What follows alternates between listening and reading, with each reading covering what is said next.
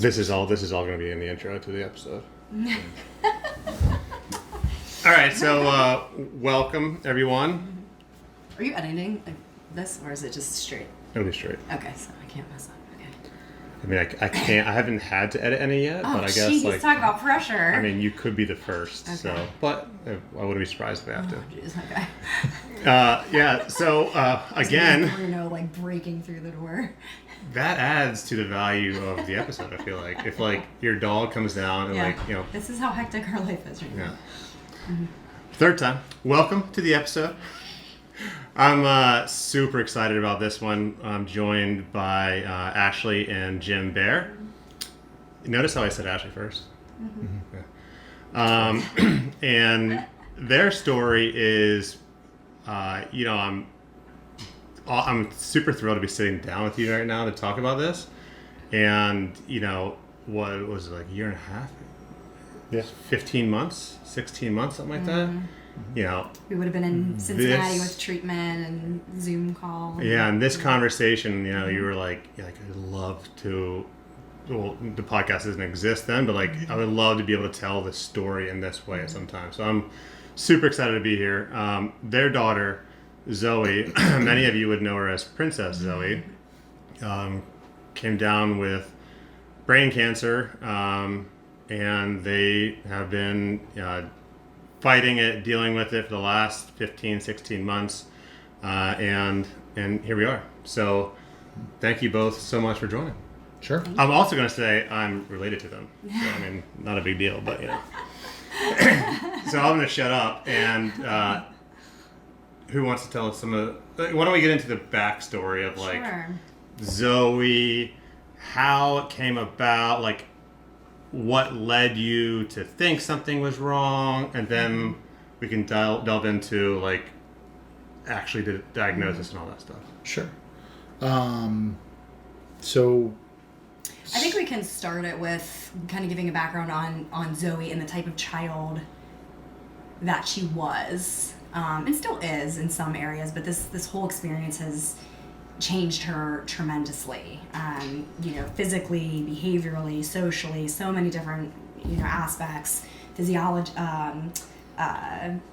from all different levels. So, Zoey was a really smart, very verbal, active, independent, very confident child, I would say. And, we started to see some things really change that way, and I think that was one of our You first mean triggers. in her demeanor? Demeanor. Yeah. Zoey was very much when she walked into a room, she lit the room. Yep, absolutely. Yeah. She was very extroverted, always saying hi to people, and we could kind of see her start to, yes, there were these symptoms that were cropping up, but she was kind of withdrawing into herself. I'm sorry, I cut you off. Yeah, I mean, it kind of all started in June 2020, so I mean, right after COVID started being a thing, right? And we out to breakfast, and she got sick at breakfast. She threw up at breakfast and kind of took us back, and we're like, she's got an appendicitis or something, maybe, I don't know, who knows, right? So we ended up going to the emergency room and went in, got her checked out. They did, some tests, and we're like, everything seems okay. Hopefully just kind of just a stomach bug. Hopefully passes. And this was in June of 2020, so the timeline is pretty important. Yeah, so this is June. And the reason we jumped to appendicitis, I remember specifically, was because your son Jack had just had appendicitis. Similar, and some of the similar symptoms were similar. So that's what kind of put us on that path. Yeah, and she, from that point on, we ended up going home that day, and, was having problems getting sick and wasn't eating much from there. Always the belly pain. She was having some neck pain. And so nothing, though, focal on the head. Mm-mm. Right? It was all general symptoms. Exactly. Yeah, and that's why we were so focused on the stomach, it's something with the bowels, like celiac disease was something that was brought up at one time. I mean, we went through weeks and months of trying to figure out like what is wrong with our girl. You know, she is not the way that she used to be. She's constantly having belly pain. She's lethargic. And then there was this kind of almost afterthought symptom, which would be, you know, on occasion she would say, oh, my neck. And it was such an afterthought because it seemed like, you know, the main focus of the symptoms were the belly and those types of things. And, you know, not using, you know, the bathroom regularly and that sort of thing. And then the occasional like, oh, my neck hurts. And to be honest, we would brush it off. She was so lethargic at that point, and you know, she was laying in bed a lot and looking at books and looking at videos and things like that. So, you know, you could easily write that off as, oh, she slept funny. You know, she's got a new pillow, or you know, she has been laying down a lot because her stomach's been hurting. So maybe she's creaking her neck in a certain way. So that symptom, I think, was the key symptom that we overlooked.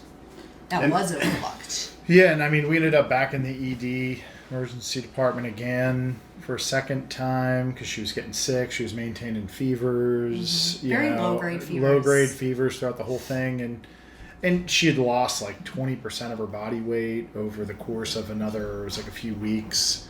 And then, you know, we went day to day, almost every other day. We were talking to her, doing like Zoom calls kind of with our pediatrician, because he just was like, something's up. He kind of, his radar, you know, was kind of going off that this is something, we're missing something, I think. And like 20% of her body weight. I mean, she was 3 at the time, and she was like, what was her weight at that point? Somewhere in the 30s. Probably like 34 pounds. Yeah. And she dropped down under... mid-20s. Yeah, she was like in the high 20s. And then we noticed a lot of, you know, so it's like this back and forth, and we keep getting dismissed, like, oh, she's constipated, oh, she has some kind of rotavirus thing happening, some kind of stomach bug. And, you know, we keep going back to that, and then we see this instability start to occur, and she's starting to have some balance issues. And, you know, at the same time, we're thinking, well, gosh, she just lost 20% of her body weight. Like, she isn't eating. She's not able to keep things down. She has no interest in food. We're trying to force her to eat something to get some kind of calories in her. And she's probably weak, right? You know, that's the conclusion that I jumped to. I didn't think, like, okay, this is a neurological thing. She's, you know, unbalanced. And that's not what I thought. I thought it was because she was losing weight so rapidly. So how long? Losing that coordination. How long did, from the first symptom? I mean, it was like what? 6 weeks, probably 5, 6 yeah. weeks before you started to get any sort of like answers. Because I remember we were at the beach, and that was early June. Yeah, right. And I would say even leading up to the beach, we were like going back and forth with like, something's not right with her. Something's not right. But it wasn't a big enough red flag to be like, we need to stay home from the beach and figure this out. Mm-hmm. It was like, oh, it'll probably pass in a few days, you know. Mm-hmm. So that's, you know, from where it started, and then it was just this back and forth where, you know, in your gut as a parent, you're like, something is not right, and then you go to the doctor and you get reassured of, you know, oh, this is gonna pass. I think kind of the whole time. Most of the time, we knew something. No matter what, we knew something was off. Yeah. You know, it's something. It was something big. We didn't know what it was, but you know, things kind of came into focus when we got. We finally, you know, through many conversations with the same pediatrician, he eventually was like, I need her in here. I want to see her. And he came and we brought her in. Remember, this was COVID, so not a lot of face-to-face interactions were happening. When we brought her in, what he was really noticing was the balance issues. And he was kind of reading that as a neurological issue. And he sent us, that day, he sent us to the ED again. And he said, you're going to go in, you're going to talk to them about... Force them. He said, I'm going to call them and I'm going to give them my assessment. He's like, but you need to forget the belly stuff. Yeah. We need to focus on the neurological stuff that's happening right now. This is more than weakness. Mm-hmm. So he got us focused on that. She got an evaluation by it was a neuro by a neuro, and he came in like self-assured. He kind of like he was like he gave me this kind of assurance that like, brain's okay. That's kind of what like the feeling that I got from him. And like, don't worry about brain. Like we're going to do, I mean, never came out of his mouth like, oh, or she's fine, but more like, okay, we're going to do this MRI, more as a kind of just precautionary measure, and we're checking the boxes to narrow down what this could be. So, going into the MRI, I don't think that I was scared, obviously, but I wasn't expecting them to call us in that room. So when was I do remember one conversation with the doctor when we got admitted, because they weren't able to do the MRI that day, and I remember the one doctor that came in. I'll never forget it. She knew something was wrong. Yeah. I mean, it was like she was like almost you could tell that, like, holding back almost tears, like she knew that we were about to face something big. And I don't know how she knew. She knew. It's almost like she had seen it before, and she just knew it. And she kind of like prepped us like, to me, it was like, I don't think this is insignificant. This is, because we were still like, when are we going to check the belly still? We're still in that, like, we're kind of in our head like, man, I still feel like there's something else. And, she kind of, at that moment, it kind of snapped in my head that it was like, oh shoot, this could be something, and I mean, obviously, from there, she ended up going into the MRI, and we got the call in the middle of the MRI, and I mean, immediately knew something was off. So let's really hone in on this moment, right? So the MRI is what identified. It was a brain MRI, yes. Yeah. So this is in what month are we in now? This is August. The very beginning of August. 6th. Yeah. So from like June, and I think it's important to note, like, you guys in the middle of COVID were going to the ER often. Yeah. You were like contacting different physicians often. Like, you guys were not passive in any way. COVID, I'm sure, probably like made things more difficult, but like, you guys still were not passive in any way, and it still took 2 months for somebody to identify it as brain cancer. Yeah. And I mean, like, look, I work in healthcare, obviously, so like, why would you think brain cancer when she's like throwing up like at a meal? Like, that doesn't, as it progressed, maybe more so, but like, it was a long time. Yeah.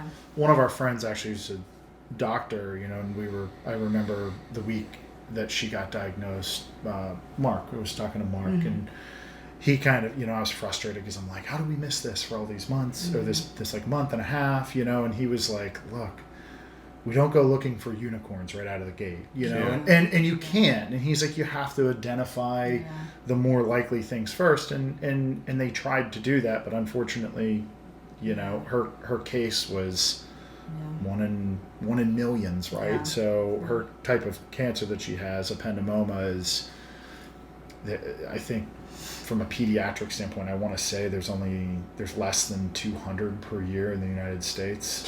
So it's extraordinarily rare, and it's something you just don't see that often. Yeah. So. But I distinctly remember like waiting to get her into the MRI, and you know how that goes. Like, the MRIs take longer, and she keeps getting bumped because maybe there's like an emergency MRI that gets pushed in, and hers at that point was not an emergency. So we're waiting around all day, and she's NPO, like, she's not eating, she's not able to do anything, and we're waiting all day. We get her in the MRI, and Bair and I are in the waiting room, and I think what really haunts us to this day, and even now when we go back to her regular MRIs for checkups, we refuse to sit in that waiting room, right? Because it's just like the trauma. You just get this. It's totally post-traumatic, stress and trauma. And they called you, and then it's almost like you were going to the principal's office. You go into this little room with a couple of doctors, and it's like you could almost hear the dun dun dun dun dun dun dun. Ominous, it's so ominous going into that room, and and then you sit down and you see the looks on their faces, and you're like, this is bad. This is bad. So she goes in for an MRI of her brain, and she's under, right? Like, they put her under for this MRI. Yeah. Okay. So in the middle of the MRI is when I cut you off and you got the phone call. So tell me about that phone call, what it said, like, What happened? Well, they just said, we're coming down. So, and we're coming down it was a few doctors, and then The neurosurgeon. the neurosurgeon, Dr. Abel, came down. So, and they came down and let us know that she had a huge mass in her, in the posterior fossa region. So, I'm sorry. Sorry to read that. Yeah, that's of all the moments, that's a tough one. But it was, and the crazy thing is, I remember back to that moment, and it was, I mean, as a parent, the most horrific thing you can possibly imagine. I mean, finding that diagnosis and going through that in that moment and realizing you got to make decisions in that exact instant. We had to make decisions, right? Because there was more than just the tumor was blocking her her cerebral fluid, and it caused hydrocephalus at a dangerous level, and that was part of what was causing, part of what was causing the neck pain, and she was having huge pressure in her head, which was creating an emergent situation where, when we talked to the neurosurgeon, it was like, well, can we plan this? Do we need to do this now? And he was like, we need to do this now. And so the options were at the time, because she's under...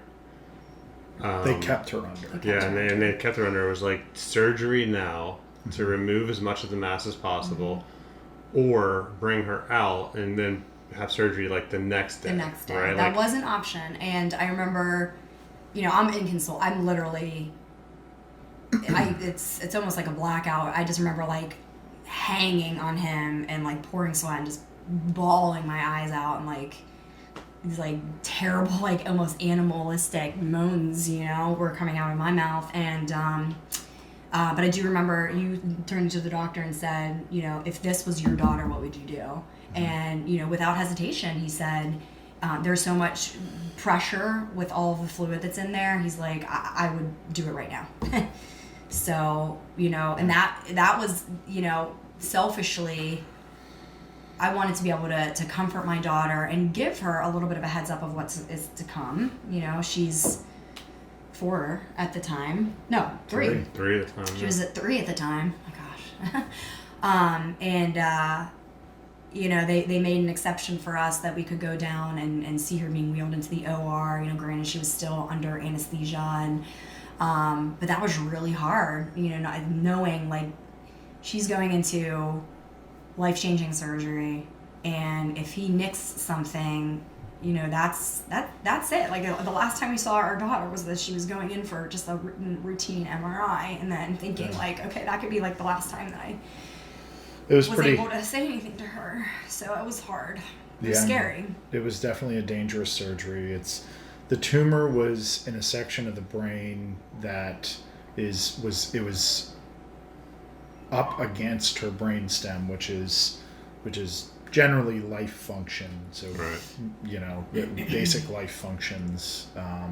And there's also a just web of cranial nerves that are extremely important for everything we do, right? So the doctor was having to work through that web of cranial nerves, and also it was so big that it had expanded this, it's called the fourth ventricle, so it expanded it to this, you could see it looked like her brain is here, and this thing was taking up almost a huge portion of it. You can tell that it expanded this area that's supposed to be just kind of a little, almost like it's just supposed to be for cerebral fluid to move through, through your brain and through your. And it's not a situation the way that they described it to us. Some tumors have very distinct borders. It's you go in there, it's like a pile of sand. You have a big rock, and you get the rock out, right? This they described ependymoma as being like toothpaste.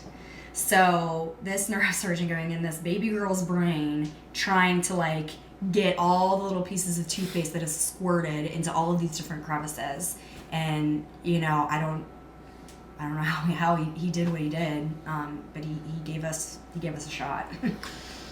Yeah, I mean, I can't imagine. Like, when we got there that night, I was just like processing, It's awful. trying to process like what you two are feeling, and I mean it was just impossible. Yeah. I mean, obviously, like we were devastated, but just to like think about, I couldn't, and I mean there was no choice, right? Like the surgery had to happen, like, Yeah. but like, To do it. I mean, the ability that he had to do that, and like, Yeah. I mean, he performed a miracle that night. Yeah, I mean, I talked with him that night. On that was one of the conversations I had with him was, "Are you good at this?" Right. And I looked him in the eye and was like, and I'm not trying to be rude, but I need to know that you're really good at this. Yeah. Right. Do we take the And chance and wait for the doctor that's coming Do we in need the to morning? wait? Like I need to know that you're the best at this here. Are you the on-call guy right now, or are you like Right. Are the you best? the guy? He and I mean, his one thing was, his reassurance was calm, under control, but confident in himself, and you could tell that he was ready to do it. And he went in and he performed truly a phenomenal surgery. I mean, he was able to remove most of the tumor, and we came to initially they ran an MRI afterwards, and it looked like there were a couple sections on the brainstem that were left that were pretty large, and we were put in a situation where we're like trying to figure out, do we need to do a second surgery? What do we need to do, right? But he was able to get most of it out of there. I mean, it was Turned out that a lot of that, majority of that was bruising and damage to nearby tissue, which is so hard to tell. it just went away. Honestly, it was. I don't know if We it was a looked. miracle or if it was bruising. I'll tell you what. will I never mean, question it. it was. I know what I saw on that MRI, and it was. I mean, it looked like nodular. It looked like a tumor. And we got 3 opinions, and everybody agreed tumor. After surgery, like the After follow-up surgery, MRI. the follow-up MRI, because the one thing that's true with this type of tumor is you got to get it out of there. Yeah. So and It'll come back. all the while this is happening, that we're trying to coordinate second and third opinions and figure out exactly what we need to do, because it's a very tentative situation with, residual tumor in her brainstem.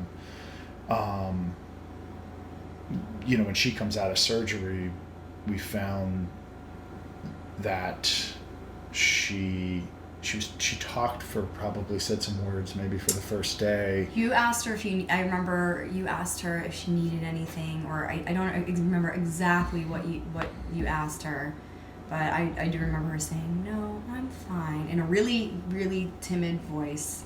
And we were like, "Oh my gosh, she talked, it's amazing." And those were the last words that we got out of her for a long time. Yeah, and she gave "I love you" sign. Like she was. At first, she couldn't even move her extremities were not really under her control. Do you want to talk a little bit about posterior fossa? Yeah. What caused So that? what ended up happening, and this happens. So before we get yeah. real quick though, Yeah, go ahead. so the surgeon, what's his name? Dr. Abel. Dr. Abel, and you were where? Which hospital? Children's Hospital, Children's Pittsburgh. Hospital. Yeah. So you happen to be at like one of the best surgical centers for pediatric. Yeah. Okay. I mean, like they're phenomenal. Yeah. Right. Like Yeah. let's They were. take a moment and just So grateful that We're blessed close to to a system be. like that. Yeah, we're blessed to be in a good hospital system where we have access to world-class doctors in Pittsburgh, and we were very lucky for that, because we were able to do that. And Dr. Abel is a phenomenal doctor, in what he did. So, we're thankful for that. All right, sorry. I just wanted to make sure we Yeah. plugged those him sure. and in Yeah, that hospital, because for how great sure. they are. So things start going fast at this point, right? Like she comes out of surgery, get the phone call saying it went as well as it could hope for, essentially. But Yeah. there's obviously a follow-up MRI, and then there's gonna be a long process ahead of that. So sorry, please continue. So the location of that tumor in the fourth ventricle, what it is, it's up against your cerebellum and your brainstem. The cerebellum, obviously, maybe not obviously, but it is to us now, after being involved in this, we've had to learn a lot about kind of how the brain works, right? And the cerebellum's primarily what it does is helps control motor function. It controls your ability to swallow, to talk, to move your hands, to do all these things that seem, that most of us just take for granted on a daily basis that we can do. Right. And when she essentially, after about a day after surgery, she stopped talking, and lost motor function. Mm-hmm. So she was losing couldn't sit motor up function. on her Couldn't own. sit up. Couldn't stand. Wave, couldn't. She could barely move her fingers. Mm-hmm. So we were able to get like a little mini thumbs up almost. Mm-hmm. Was as good as we were, because we were immediately trying to figure out communication with her, mm-hmm. And yes, no, basic communication, just so we could try to meet her needs of pain, and because she was in pain, and it was awful. But the secondary diagnosis there is something called posterior fossa syndrome, and posterior fossa syndrome it truly is an awful thing to have to go through on top of brain cancer. I mean, they're related. One doesn't, the posterior fossa doesn't happen without brain cancer, right? The posterior fossa syndrome. So, and it's not a very well known. There's not a lot known. Like, there's not a ton of research on it. There's not a lot of successful treatment research on it, on how to deal with it and how to make it better. And I know in that first week, I was consulting with one of our friends, Abby, who has done a lot of cancer research. She's a doctor, and I was also doing a lot myself, reading medical journals, looking at this stuff, trying to understand what the heck is happening to Zoe, and we realized that we had more than just the cancer. And I shouldn't say just the cancer, but more than the cancer was at stake here, and that kind of is why we were doing so many opinions and trying to make sure that we're making all the right decisions for her. Yeah. So posterior fossa, like what happens? Like, what happens to when the child has that, or what are the symptoms? It causes, it's kind of a number of different groups of symptoms. So there's the motor symptoms that are ataxia. So ataxia is the inability to control your balance, right? So kind of much where you would see someone that's really, really drunk. When you see them and you see them stumbling, that's actually a neurological symptom of drinking too much alcohol, and you get ataxia, right? So it's severe to the point where in this situation, she lost the ability to walk and control, arm movement and a variety of things. So that is a main section of it. There's an emotional side of it as well. The emotional side is, part of that cerebellum connects to and deals with emotional control as well. So, which we found recently kind of through some testing and more discussions, but that was probably one of the hardest parts. She had like kicking and screaming, and she would rash it was out. involuntary almost, where she would just kick and scream for up to an hour. Yeah.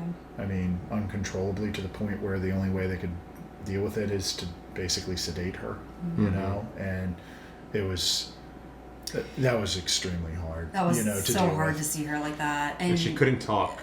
She couldn't talk. She couldn't communicate and tell us, something was hurting. She was cold. So we're playing these yes, no game, this game of like yes, no questions. And the more that we're guessing wrong and trying to narrow down what she wants or needs or is feeling, the more frustrated she gets. And then she, would go into, we would call them neurofits. It's not, I'm sure, not the technical term, but just inconsolable, uncontrollable. And then at that time too, she had, and I'm gonna butcher the name, to level the fluid in her brain, she had a drain, and that had to be, what was the name of that? EVD, I believe. Yeah, an EVD, and that had a portion of it that was not, it was connected to her, but not, connected by a tube, and that had to be leveled with where her head was in order to keep the fluid balanced in her brain. So she's having these kicking, screaming fits, and she's up and she's down and she's to the side,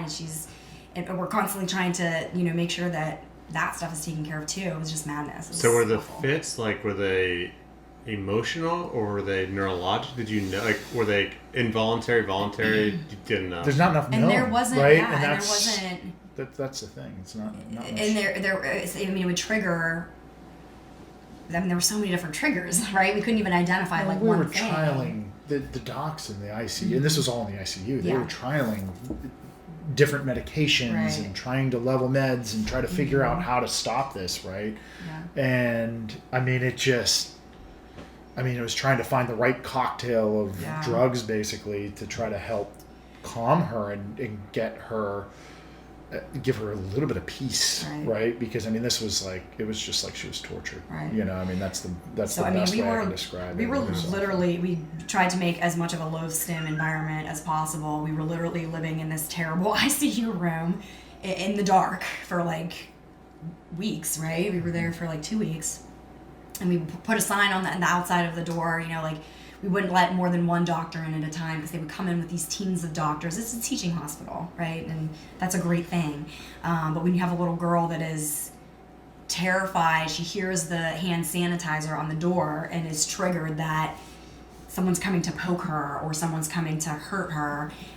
It was a challenge, We really had to, as parents, advocate for her and be one person at a time in the room. Lights off. Did no she loud noises? Did she understand what? I mean, because she went in for an MRI, and now she has couldn't a talk, huge pain can't in her move, head. And is doesn't know. hooked up. Didn't know what was happening.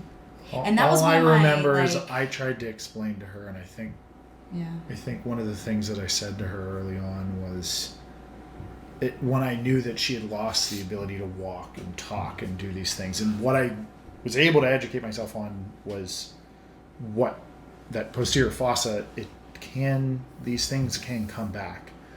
Maybe not complete, maybe never. They come back complete, right? But they do come back to some level, right? So you start to regain. And by come back, you mean the symptoms go away. The symptoms go away. So those skills, you can walk, you can talk again, you can start to do those things. Back, the ability to talk. Everything that's been taken away from her, there was hope at that moment that it could start to come back. And I mean, we didn't know, but we just had to have hope in that situation. Right. And I think we had to faith in that situation that's how this was going to go. And I think one of the things that I think we tried to communicate to her was, look, what happened, the sickness that happened to you has caused you to have to learn how to do some things again, okay?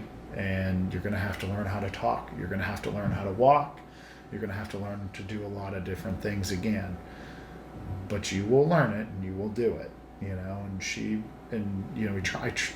I think we were trying to reassure her because she can't talk. So I think in our heads, one of the biggest things we were worried about is what was her mentality, because this is a bright girl, I mean, and what all is she comprehending? What did she comprehend? What does she understand? She's confused, scared, and we're just trying to console her as much as we can. And I think explaining to her, hey, we're going to start working on relearning this stuff. And I think that is something we grabbed onto and really ran with from the ICU to now still. I think everything became a day-to-day, life became day-to-day, and it was focused on rehabilitation,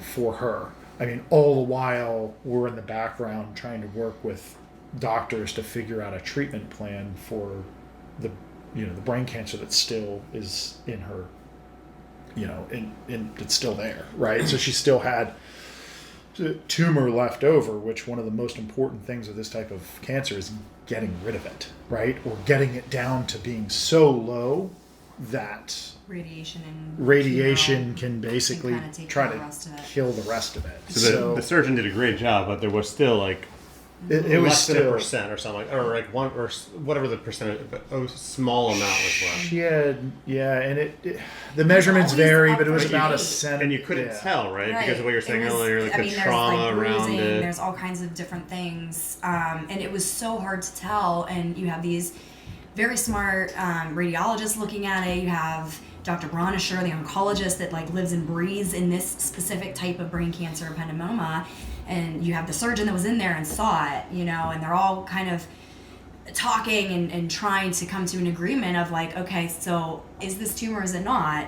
How much of it is there? And it's just at that point, it's all about the numbers. It needs to be under a certain amount that is left for survival chances. It's about to a half skyrocket. a centimeter is the important marker For a long-term potential recovery. for long-term prognosis. Getting under a half a centimeter was one of the most important prognostic factors, right? And we weren't there, right? So that MRI, the post-operative MRI showed 2 1 centimeter plus, it's actually over 1 centimeter on her brainstem.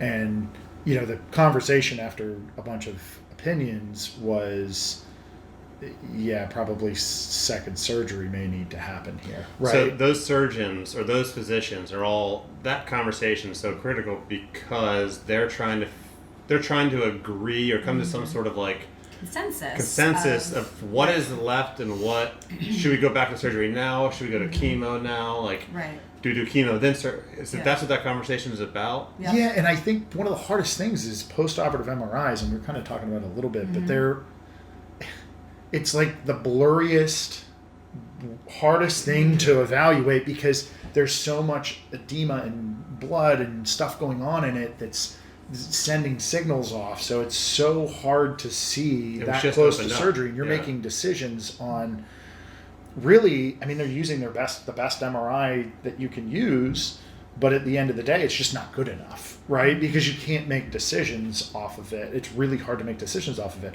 What ended up happening is when they decided to try to pull the EVD, which was the drain, which was trying to figure out whether her brain, could handle removing fluid, basically, and regulating the level of fluid, and that's what that drain was helping with. And when they basically what they do is they kind of wean her off of that drain and then do an MRI and see what it looks like.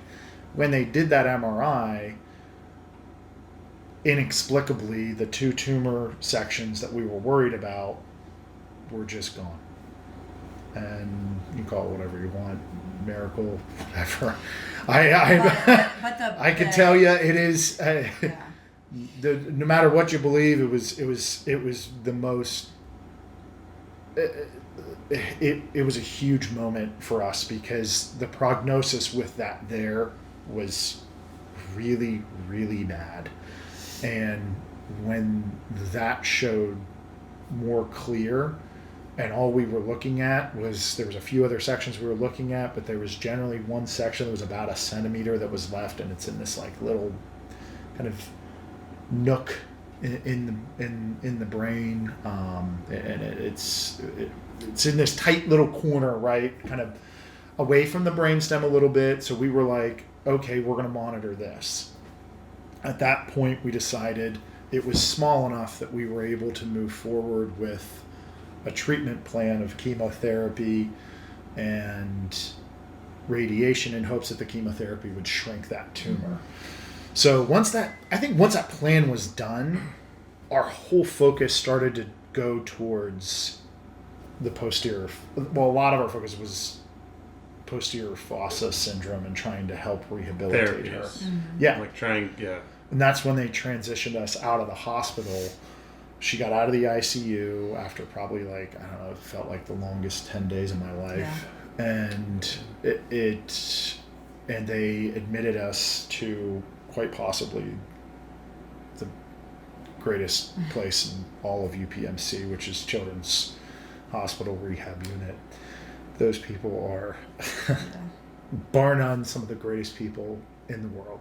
They are. They helped start to rehabilitate this girl, and from, you can talk to this a little bit, but I mean, just from like the way that they treated her and dealt with her and understood this girl has been completely traumatized, right? And I'll never forget the first time her first therapist who came in was Caitlin, and just silly and had fun with her, and like Zoe immediately gravitated towards her. You could see the connection like this. Yeah. And it was, the whole team was phenomenal, and we started to see our girl come back. Yeah. You know, I mean, she was step by step, she started to come back. And that's when we were there, that's when she did I love you and gave us thumbs up, and she started to come back to us. I mean, she was a complete shell of herself when we transferred to CHRU. You know, we're coming out of the ICU.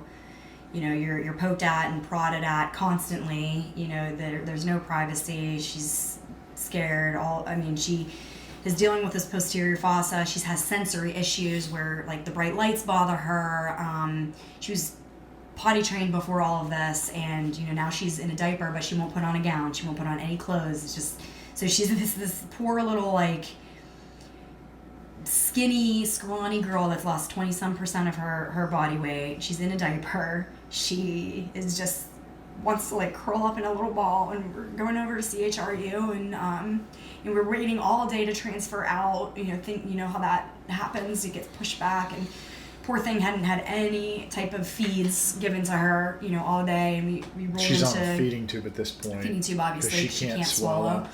And you know, we walked into CHRU, and, you know, the first thing they did was, you know, like, has she been waiting all day to get a feed? Let's get her belly full. Let's do this, and it was just, the intake process was like, you just felt like you were going to, you know, your grandparents' house, and, you know, everything was going to be okay, you know.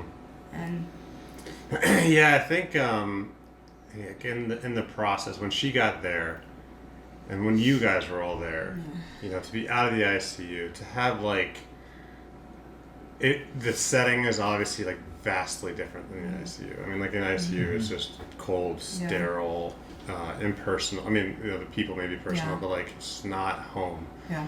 And when she got there, I just remember, like, things started to feel better. Yeah. Like, there's a long road ahead, but this place is great. Yeah. I mean, every person that we encountered, you know, and it's a 24/7 facility, so you have your techs rotating in and out, you have a variety of different doctors, you have, you know, your specific therapist that you're aligned with and you're seeing on a consistent basis, but of course there are people cycling in and out. That's just how it works. And every single person that we encountered just treated her and us, I mean, from the nurses to the techs to the wonderful.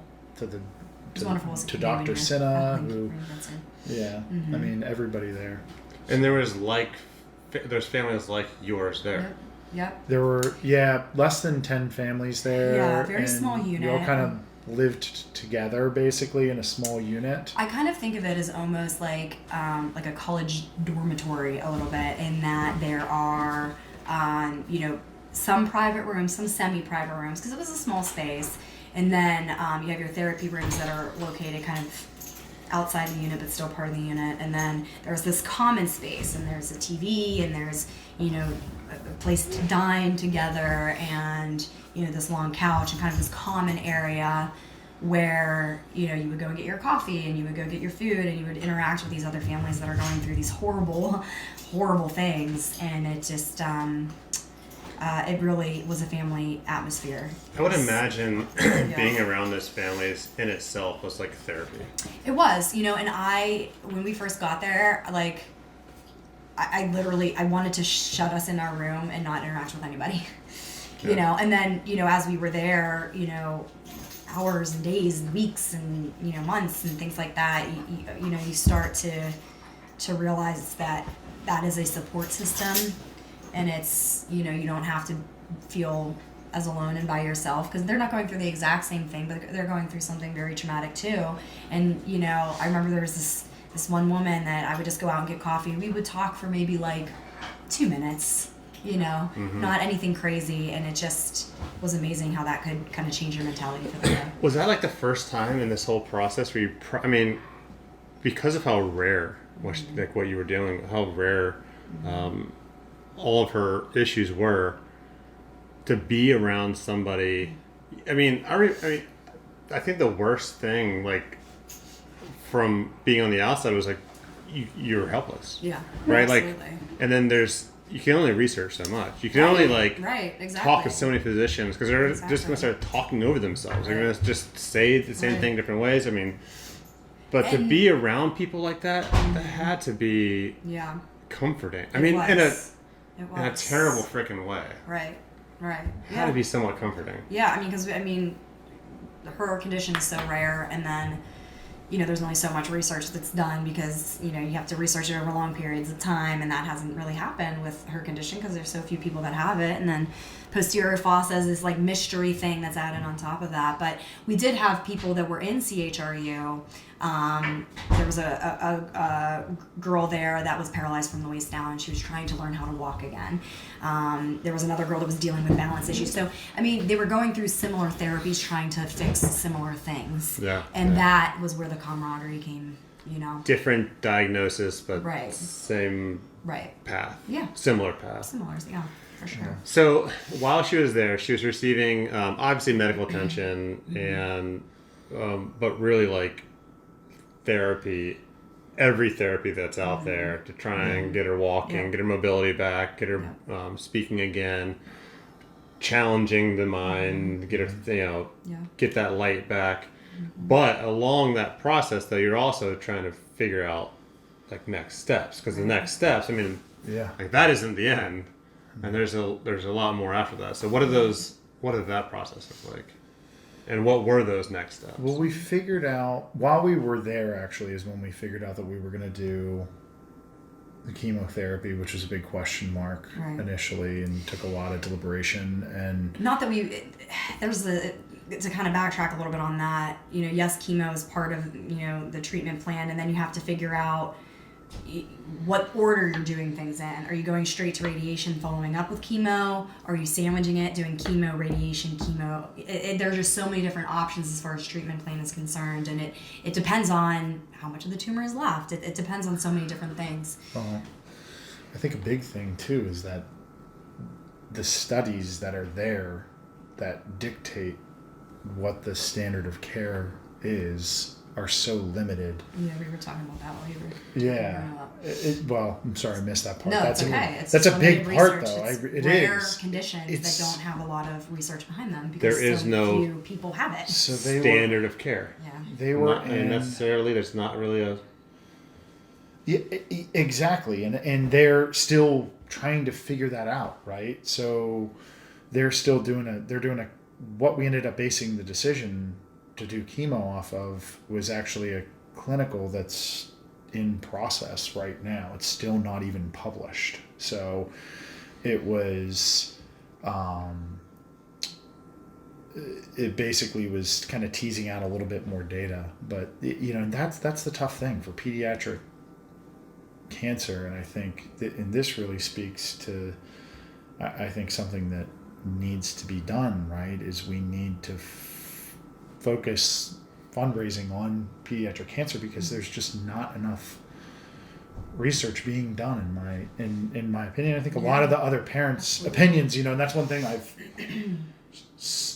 been kind of drawn into this community of parents who have children that are going through this, right? Both on the posterior fossa side and the ependymoma side. You'll have adults that have conditions, and there's just this plethora of studies and different clinical trials that are going on. And then in our case, there's like one that's still ongoing and not even complete yet. There's 200 people. And there's so many within childhood cancer that are like that. And you get there's this hopeless, this powerless feeling of making decisions without knowing all the facts, and making a bad decision or a worse decision.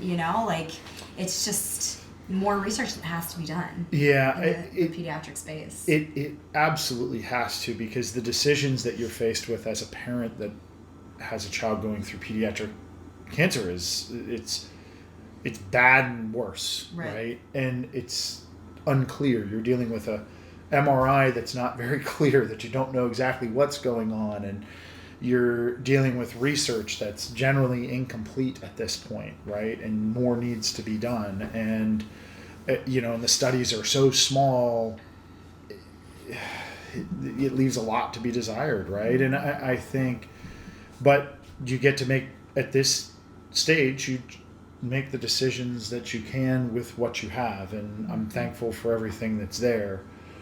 So you did first and foremost, but I certainly, as a parent going through this, I find myself wanting more research to be done, not only for ependymoma, but for you want the next Fossa. family to have more tools than what you Absolutely. Absolutely. It is. You always hear people say like, "Oh, I would never wish that on my worst enemy," and it's just a phrase. And sometimes there's you can feel very, very hollow whenever people use terms like that. But like the way we were feeling, that's not even a strong enough way to put it. Like I never want anybody to ever have to experience that feeling of having your little girl. It's just awful. So that's what we're trying to do ultimately here is figure out a way that we can support others that are in this situation. And I think, one of the things that helped me kind of get through some of this too was I got into a couple Facebook groups, right? One with ependymoma parents and survivors, and one with posterior fossa. Anybody who has posterior fossa syndrome or the parents, right? What are those Facebook groups? One is called Ependymoma Survivors. Is that like, for people,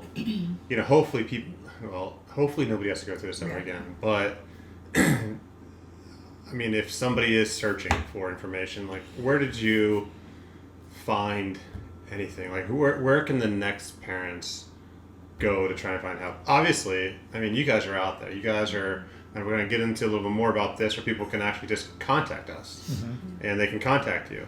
But other than that, was there any resources that you found to be of value? Was there any? That was all him. Posterior fossa syndrome parents group. I'm looking at my phone here, trying to make sure I know the actual name. Is one. That's the title of the group. Posterior fossa syndrome parents group was one, and then the other one was Pediatric ependymoma parents group. So those groups, I think it helped in terms of seeing what was possible. And I know it's not research, right? But it's all anecdotal, because everybody's path with recovery from posterior fossa syndrome and from brain cancer really are all unique to them. Yeah. And that's something you have to accept. Nobody's going to recover exactly the same way, or it just doesn't happen that way. Mm-hmm. Everybody's path is certainly unique, but it did help me see some things, and it was uplifting. And I think the biggest thing too, then it helped me as a parent kind of cope with what was going on a little bit. And there was a lot of support in that group, and in all of those groups, I think. So it was a little bit of support from people who have either gone through exactly what we did, or it's close to what we went through, right? But I think now I'm still involved in those groups, and now I try to be more supportive, right, for other people that go through it. And I found myself talking to a lot of other families and parents who just had a kid within the last month get diagnosed with brain cancer and get posterior fossa syndrome, right? And battling with the same choices that we had to make. And at least pointing them and saying, hey, here's some stuff to look at, and trying to, be supportive of that group. And I think that helps a little bit. But the other thing that we haven't even brought up yet, and I think probably is one of the main reasons why and we'll probably get into it, but why I think we want to give back as much as we do, is the amount of support we got from our own friends and family and our network, and how uplifting and incredible that was. I mean, floored, right? From the moment it happened, and I mean, we're in the ICU and we're in, a special kind of hell. I mean, it was awful. And to see just an army of support behind us, and just like the axe and sledge community. We had care packages come in. We had cards. I have a stack. I've saved all of it, right? I've got this stack of cards that's like this big that came from folks. I have, all of the prayers, the support, the love that poured out for us, and was just, we want to do something. We don't know exactly what, but whatever you need, let us know. I mean, meals came in. You name it. It was unbelievable. And I think that is what, when you realize what a community can do, when they get behind something, it is a force. It's a force of nature, and it moved us forward. It picked us up off the mat, and it got us going. And I think that was one of the coolest, just most incredible things that happened throughout this process. Beyond the healthcare and all the people that have helped. It made me realize what a community can really do. And the axe and sledge community, this t-shirt, right? It's pretty cool. You see them. I've seen them around, like people wearing them that I don't even know, right? And it's really cool to see it, and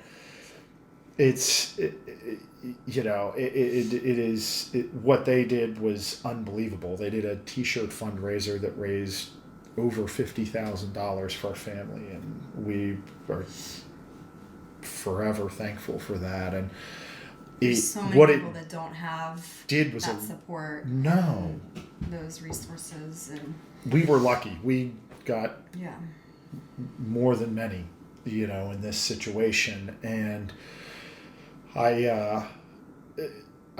it helped us, because in those moments, all we needed to do was be with Zoe, and she needed every minute of our support, and she needed our focus. She didn't need my focus to be on working or worrying about, is this getting done or that getting done at home. We needed to be in that moment and really focused on what was her care plan, what do we need to do to help fight this cancer, and what do we need to do to help this little girl talk and walk and get back to being a kid. And all of the support that we got made all of that so much easier. And I think that's a big part of, I remember talking to you about it and saying, look, we're going to give back. We're going to talk about it at some point. It was early on in this, and I was like, we're going to figure out how to give back. And I quietly I think we have done some things for other families just on our own, given money, given support, and a lot has been given back for those families that I've seen that are really in need. But I think we want to continue to do more, because the community needs more. They do. Yeah, for sure. And we're going to do more. And I'm going to make sure we get into that topic a lot. Yeah. But I want to, in case there are those parents who are watching, I really want to make sure that we cover what we did next. So, and why there was a fundraiser at all, right? Why there was multiple fundraisers. So she got chemotherapy, or she got radiation, or chemotherapy. Chemo, yeah. And fortunately, that was in Pittsburgh while she was able to be at CHRU. CHRE was considered inpatient, but it is a separate building. So, but she was able to go Yes. back and forth between the Yes, two yes, and and stay receive there. chemo. Which, if you're going, I mean, that place is Yeah. you've said it, but cannot- if you have the option to have your child receive their chemotherapy for this, and are able to stay there, I mean, that's at the top of the list. They were amazing. Then the radiation was not a regular radiation. Yeah, It was a right. very unique or Proton- specialized radiation. proton radiation, and the machine for this is what, millions, But upwards of about $100 million. $100 million And for it's this machine. larger than a football field. Yeah. So you need the space, you need the resources, monetary, lots of different things that you need, and Pittsburgh doesn't have it. There a lot, are. but we don't have that. Yeah, they have a ton, you know.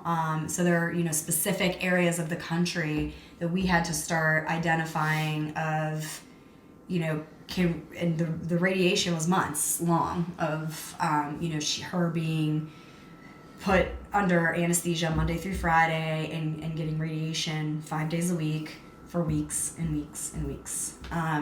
You know, so that's uprooting your entire family and trying to find somewhere that will take your case, essentially. And they have something called a tumor board at these hospitals where they review cases of children that have tumors, and they talk about it and essentially decide whether they can treat your child there, or if maybe they'd be better served elsewhere. So we're scrambling, first of all, we're trying to figure out who has this machine, right?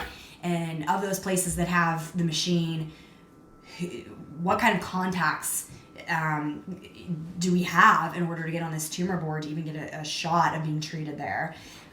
You know, and then on top of that, you know, how are we going to finance this? How are we going to, you know, the one place we were looking at, you know, you have resources like Ronald McDonald. Not all places have that. Some of the places that have Ronald McDonald are, you know, geographically a significant enough distance from the treatment center where, you know, if you're getting treatment 5 days a week, that's Ronald McDonald's maybe not going to be the best option for you. So we're doing all this research of, you know, how are we going to figure this out? We have, at the time, we had a 1-year-old at home, and, you know, we're trying to figure out, like, we want to be a family again. You know, we again had a lot of wonderful support where she was well taken care of while we were in the ICU, but we want everybody to be together and for this portion of treatment, and Zoe needs it too. She needs her sister there. She needs that support, you know, and unfortunately, like, figuring out how to fund those types of things, and here's the princess now, is a primary focus when that shouldn't be the focus. It shouldn't be, can I afford this? It shouldn't, that should not be the focus, that you know, that can we afford this? Can we afford to go here and get this treatment for our child? That should not even be something that a parent has to worry about. You know, it really shouldn't, and their focus needs to be elsewhere. So I think that's, you know. I want to get a little technical in this process because this was a challenging process, right? I not even like as far as the decision-making process, but so what cities were you looking at, and explain the tumor board process, because you have to kind of, I mean, if you're ever going to advocate, this is the time, right? And like if you're ever going to like try and fight to get in, this is the time. So explain like that and what you had to do, if you had to do anything special or what that looked like.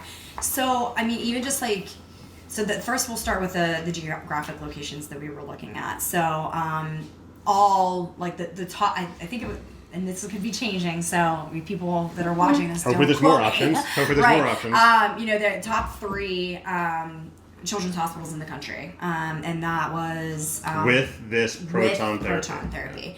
Boston, Cincinnati, and CHOP, Philly. I think there are a handful of others, but fortunately, they were on the eastern side of the country. Exactly. So, you know, we're looking at that, and these tumor boards, it's a select group of, you know, oncologists and surgeons and radiologists and all of these folks that are on this tumor board, and they have a weekly meeting where they are reviewing cases and medical records and determining, what can we take on, what can we not take on.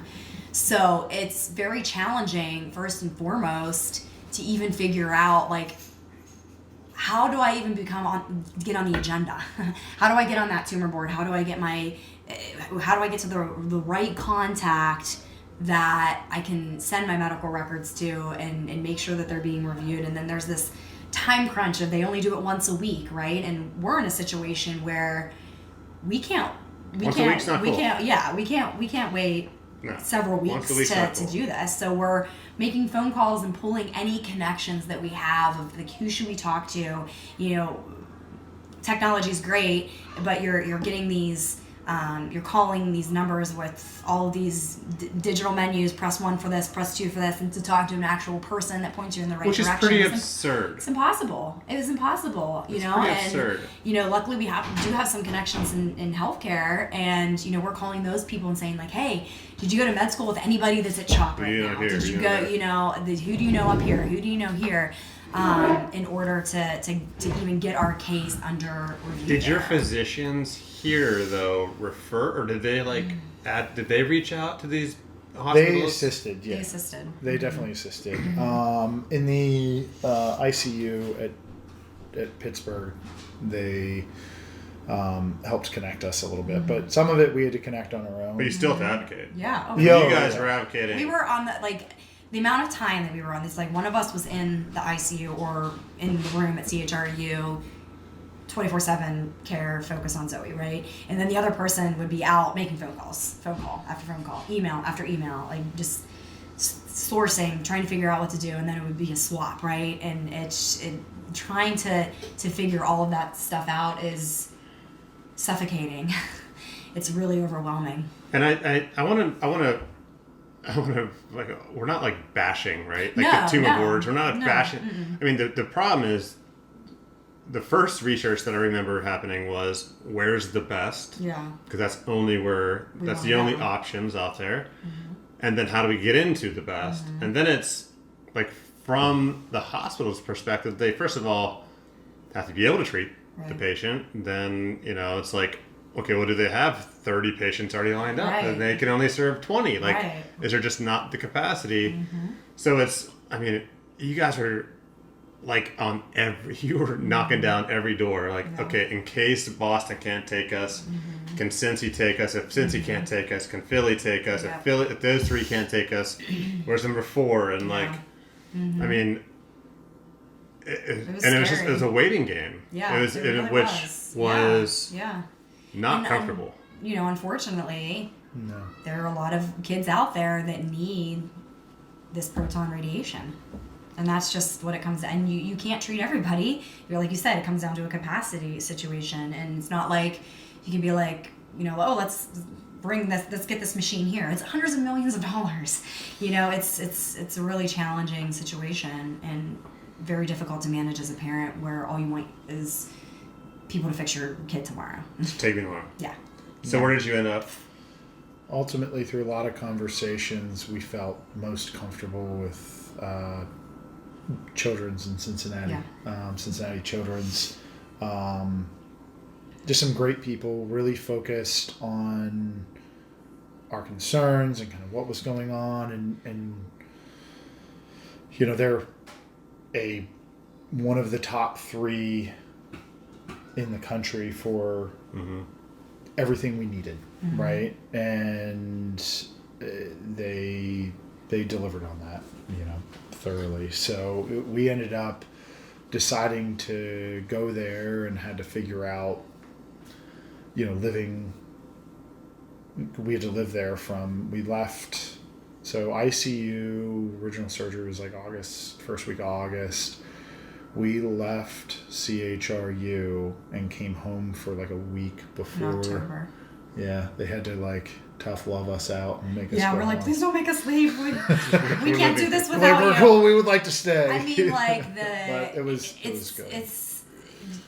I kind of joke when I'm talking to people about all the different things that we've had to learn and do for Zoe, and I'm like, I feel like I'm in med school. Like, I have to know how to operate a pump. I need to understand how to administer medicine. I need to do, Oh my you know, gosh. She's what, like six it's like medicines? you go through this crash course of you know, being essentially a home health nurse and doing all of this for your child. And, you know, we're trying to manage, she's taking some sort of medication or some sort of cleaning procedure or some sort of feeding type of operation every hour of the day. And the stakes are high constantly. Right. She had a Because the feeding tube. weight, She had a right? feeding tube. Yeah. Still, she had a feeding tube for a long time. At that time, she had the NG tube, so that's the one that goes through the nose into the stomach. She did not have the She had a NG stent tube yet. in place, which we didn't even. Oh, the VP touch on. shunt. A shunt in place. That's the Yeah. balancing the Internal. that fluids. So her brain was unable. When they did that MRI and they found, we talked about the MRI where we found, hey, things were better than we thought, but during that MRI we also learned that her brain was unable to regulate. So she had the external at one point, but then when she came home, she had the internal. So she shunt. lost the external drain and picked up an internal shunt. She had to have another surgery for that, where they inserted a. Which runs down under under the skin. Yeah, it basically is inside her brain, and it runs behind her ear and empties into the space in her abdomen. And I mean, really, if she had hair, you wouldn't even notice it. She didn't have hair at the time. She lost her hair through the chemo, but I mean, you really wouldn't. I mean, you can tell sometimes, but like really, they're like pretty sometimes well it just looks like a thicker hidden. vein, you know, going down her neck. So, is like, what it is, but if you are going through this and a shunt is brought up, it's.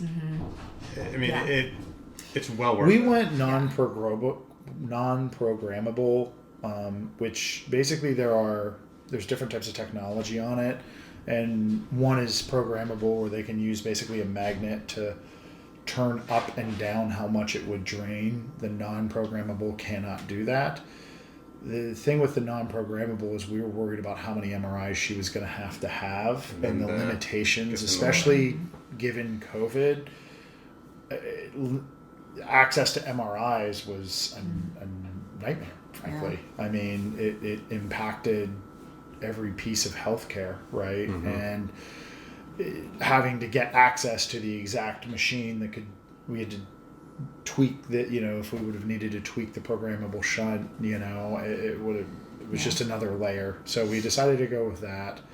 And even to this day, when we go in for an MRI and they're doing the pre-op, you know, they see shunt and they're like, oh, she has a shunt. And you can see like the panic. We're like, it's non-programmable. So let's proceed. Yeah. So for our situation, that's what works. But everybody's situation is different, of course. The one thing I would say, you know, for anyone who's listening to this that maybe is going through this, the G tube, which is basically it's a hole that goes through your abdomen into your stomach. So, and through that, it's basically a plastic piece that has a balloon that goes through that hole and keeps a port on your stomach so that you can feed her and through the balloon that. is underneath that. When it's expanded, it acts as a plug, right? So you can't pull it up through your belly. So you can't pull it. You shouldn't be able to pull it out. We had a little We Christmas had that Eve. We situation. had a little Christmas Eve incident with I a think it's possible. little snow problem that night. But you know that where we did pull that out and had to go to the ER to put it back in. But no, the G tube was probably one thing that we initially were like, I don't know. But one of the toughest things was she had lost so much weight before she had gone into this that a huge concern was weakness and losing more and more weight. And with all the throwing up from chemotherapy, it was really hard to keep. I mean, it was a constant fight to get her to gain a little bit of weight. I mean, we were talking to nutritionists constantly, working with the doctors, tweaking the flow rate on this G tube. I mean, if she was trying to eat her on her own, which at this point she really wasn't swallowing that much, she would have wasted away to nothing. I mean, so the G tube for her was extremely necessary because of the posterior fossa syndrome, because she was having swallow issues. So it made it a little bit easier of a decision, but I definitely think it was a little easier on her from a getting sick standpoint, you know, with all of it, because the chemotherapy for brain cancer is it's bad.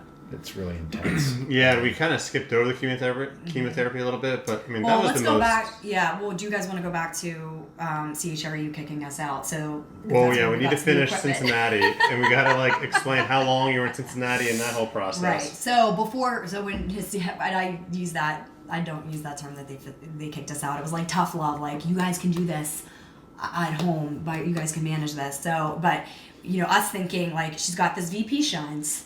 That I'm like, oh my gosh, if she hits her head, is it gonna like explode in her head? Like, I don't know. I'm not, you know, like she has this G tube, and then she has this port that was in place for chemotherapy treatments, and she has her feeding tube, and like 20 we got the doses of pump medication. 20 doses of medication, all these things that we're gonna have to be managing at home, and we're like, oh my gosh, I can't do this. And, you know, since CHRU was like, you know, we think we'll just do a trial a couple of days at home before you take off to Cincinnati. And, you know, we got her home for those few days. And I remember you guys were with us, and Jenny's a nurse practitioner, so obviously she was able to assist a bit, which we were incredibly thankful for. I just, like, and you know, she was around her sister, and it was exactly as CHRU told us. Like, she made so many strides in that 2 days at home before Cincinnati, just being around her sister and seeing her sister walk and function as a toddler should function. And and that was before we took off to Cincinnati. At the point when we left, I think this is important to bring up. So at the point when we left CHRU, it was probably a few weeks prior to that, she started talking again. And she wasn't walking, but she was able to stand a little bit, and she was able to sit up, and she was able to, I worked with like flipping pages on a book, and she was able to point and touch things, and you know, so she was regaining motor skills, she was regaining the ability to swallow, she was regaining the ability to speak. It was tough to understand her, and it was a real struggle for her, but she was, I mean, that first day when we heard her say, I think mama was like the first thing she said again, and it was just like, it was amazing, you know. And that was probably the one thing I wanted to plug in, was the posterior fossa syndrome is an absolute curse. It's awful. But if there's one positive that came from it, it allowed us to focus on the gains. Every day she was making gains, she was making progress at CHRU, and even when she got home, to Ashley's point, they were like, we see kids make a lot of progress at home, and we're kind of like, I don't know, you know, you guys are amazing. And she came home and she did amazing. Are we all coming? Are you coming with us? Is it going to be just a relocation? You know, the whole crew coming. But it was amazing. Yeah, I mean, she wasn't walking yet, but you could tell that she was working on it. You know, it was something that we had belief that she was going to figure out how to do it again. And that was through. Yeah, so we were here for about a week, I think, and then. No, not even that long. And then we took off to Cincinnati. I think it was like a long weekend. Yeah, that's all it was. We were here. Yeah, and so we had 2 rounds of chemo in before we went to Cincinnati for proton radiation. Yeah, well, and when she traveled, her counts were all at like 0. So we're like traveling, and she has like no platelets, so we're worried about getting in a car accident because she wouldn't be able to stop a bleed, and like, I mean, it was one of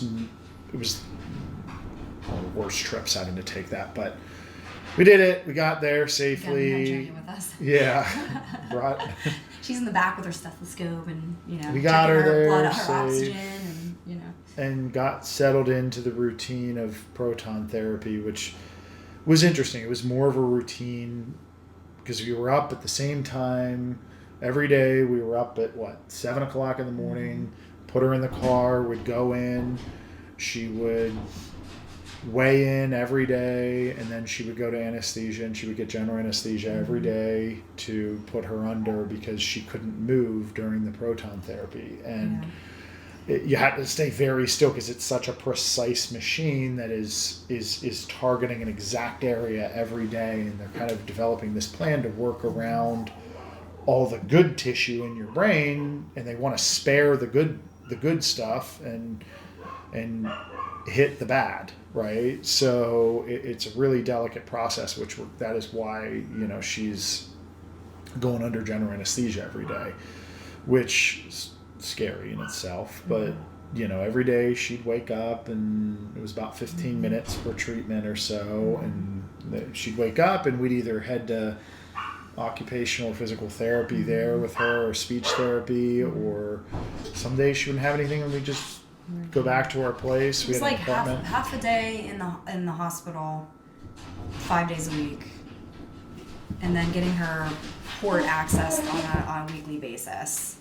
So the port is where they administer the medicine for anesthesia, and that's a painful thing. So, every Monday they would have to place it, and then they would remove it every Friday. She'd have the weekend without it, so she could bathe like a normal child, and then, go through that again. But how long was that? we were there from October all the way up until kind of early on in October, and maybe a few weeks before Halloween, because I remember dressing her up for Halloween for Proton, and all the way up to was it a week before Christmas that we were there until Proton? About a week It was before a week Christmas. before Christmas, yeah. Yeah, so Got a little break in between. we got Christmas break. Yeah, no, we had. Oh, you mean a break in between that and the next Next chemo? And the Yes. the third. Yeah. That's the first, or that was the first two, right? So we had 2 rounds of chemo, then proton radiation, and then that little break over Christmas, and then 2 more rounds of chemo. Yeah. Okay. Yeah, and she rang the bell for chemo in mid-February. So it's been just from this video about a little over a year since she did that. It's crazy to think about. But yeah, she came back, and we, when she got out of Cincinnati, we hooked her up with therapy here. She's continued and still continues to this day for at Children's Hospital South in Bridgeville, and that's been wonderful as well. So you guys were in Cincinnati for almost 2 months, like 7 weeks. Is that Yeah.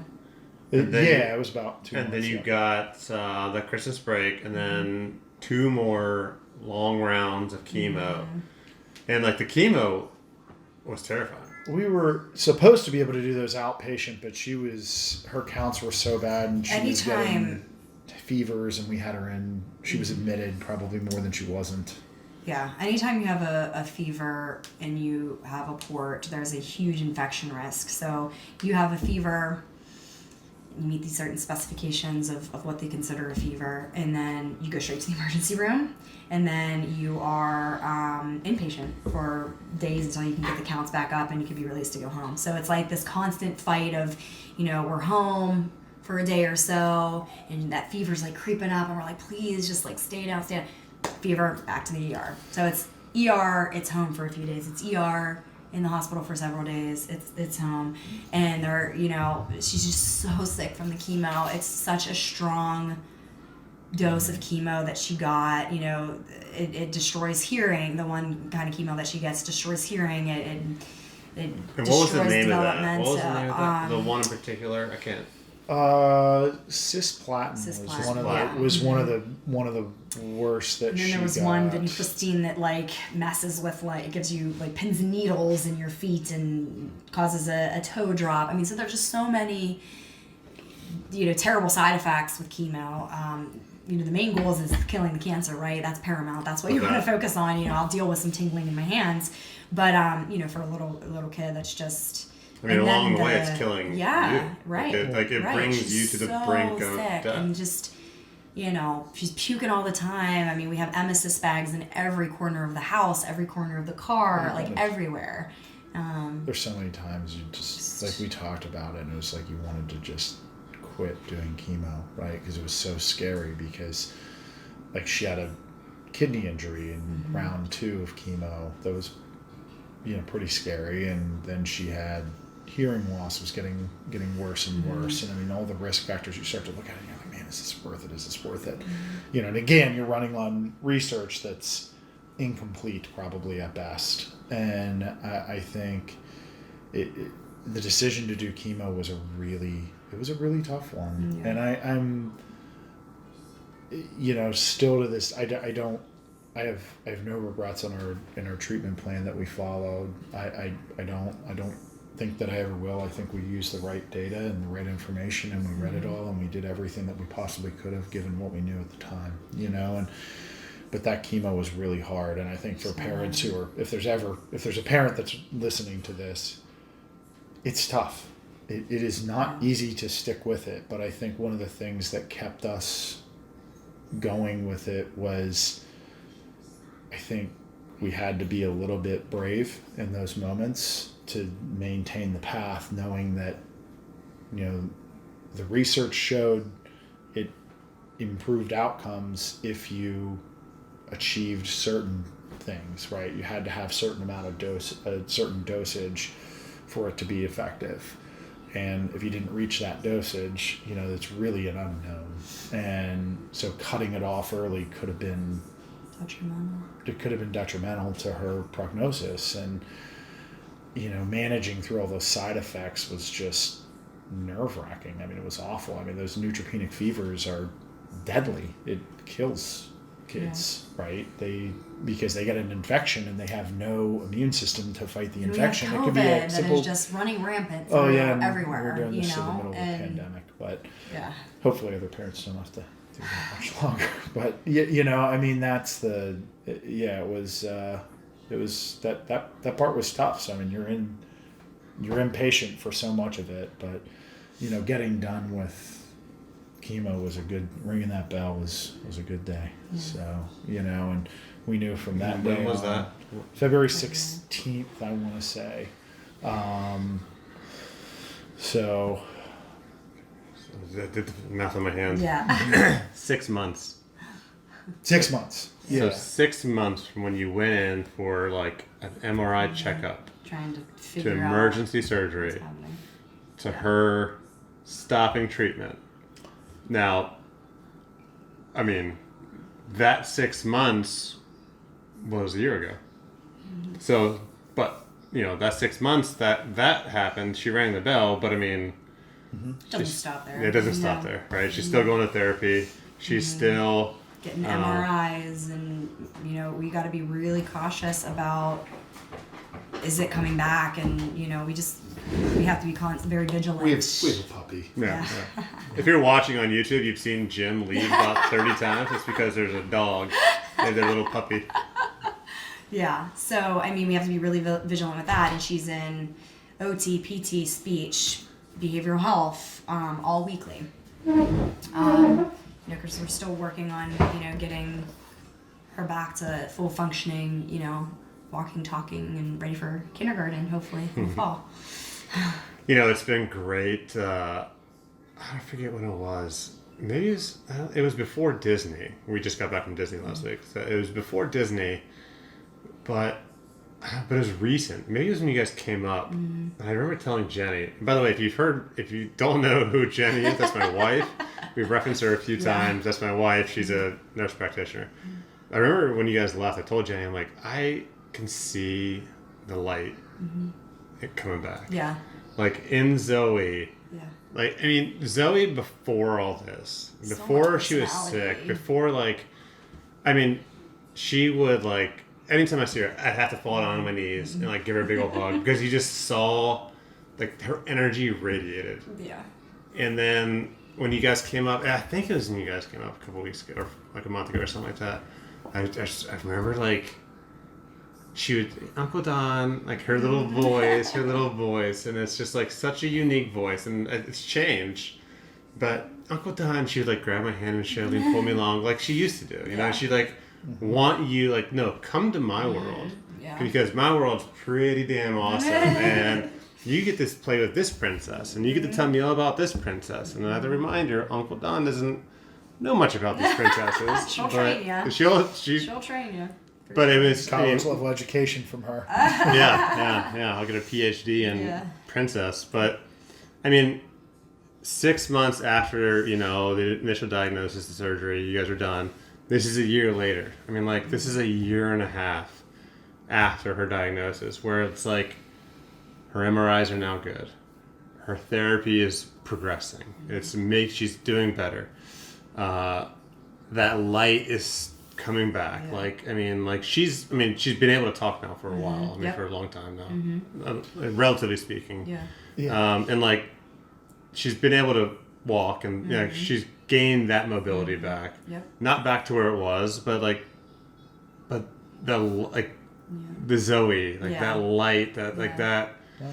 The princess of Zoe is coming back. So, maybe before we start talking about like the community and all this other stuff that you referenced earlier, I think look, as an outsider, as not being Zoe's parent, being Zoe's uncle, if you're listening to this and you are on day 2, like if you're searching for help or information. I mean, Zoe's 18 months into this, and it's a long process. There's a hell of a road, but there's light. And 18 months after, Zoe is the light, and I'm damn sure 18 months from now, she's going to be even more amazing. Yeah. And then 18 months after that, it's like I've never had any doubt. We rewind all the way to the beginning. I think one of the first things that we did, we always we just set some goals, right? Mm-hmm. And one of the first goal that I think we set with Zoe was in the ICU. We wanted her to laugh every single day, at least once. And I think the things with confidence, the things I did to get a laugh out of that girl. If there's only a TV or fart jokes, camera. Fart jokes were not off the table. It did not matter. Whatever. Yeah. So Dad's eating beans. It didn't matter. Whatever we could do just to get her to laugh. Yeah.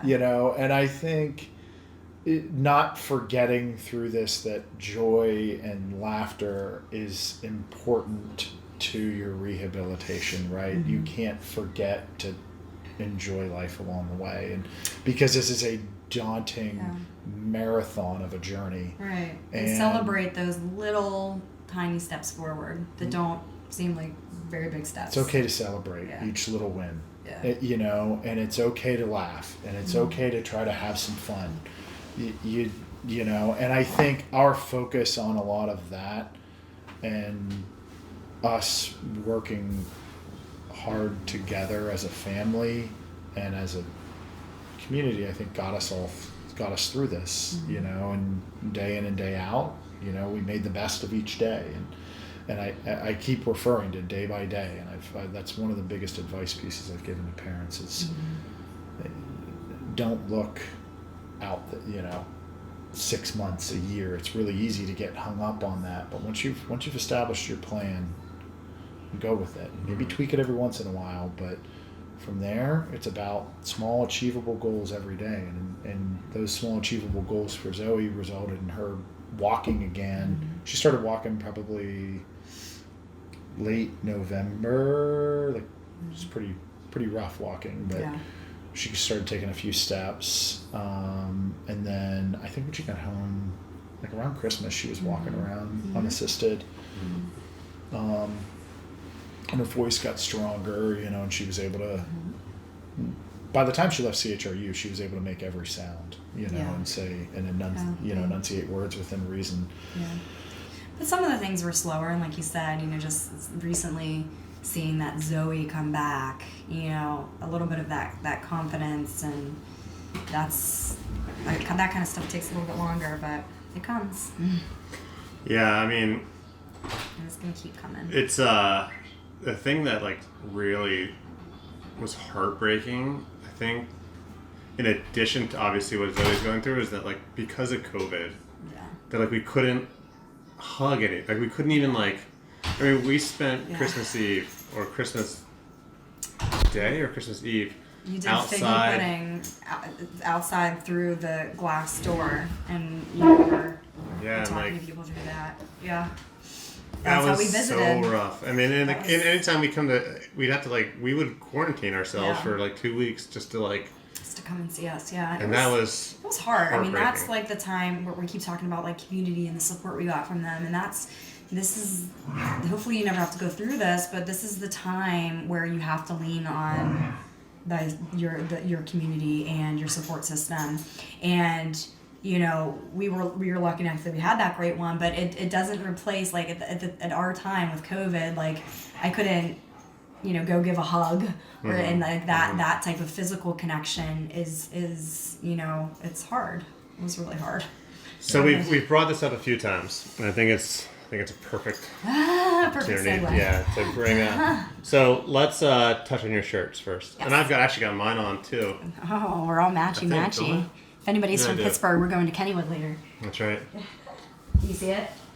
Yeah, you can see it. If you're on YouTube, you can kind of see it. If not, I'll post one on the podcast Instagram page. A picture of the back and the front. So, Axe and Sledge, which is a supplement company here in Pittsburgh that is owned by some amazing guys, and their entire team are obviously phenomenal people. My brother is one of those owners, obviously. And then when they heard, when the entire company heard about what was going on, so obviously there's a lot of questions when this initially happens, right? It's there's a lot of questions, but you kind of immediately have an idea of the potential, the possibilities of what you're going to have to do. And I mean, it's going to be a long process, right? The things that we knew immediately were it's going to be a long process. It's going to require both of you at all times. You have to essentially stop everything else and focus on this. And of everything else, working is one of them. Right. Because of COVID and all those issues and Zoe's immune system during the chemo, Emma going in and out, her little sister going in and out's not a great idea. Yeah. So caring for her while the both of you have to be with Zoe, and then moving to another city because you knew that the radiation was not offered in Pittsburgh, so you have to move to another city for at the time we didn't know how long, but we knew it was going to be well over a month. It was going to be a significant amount of time.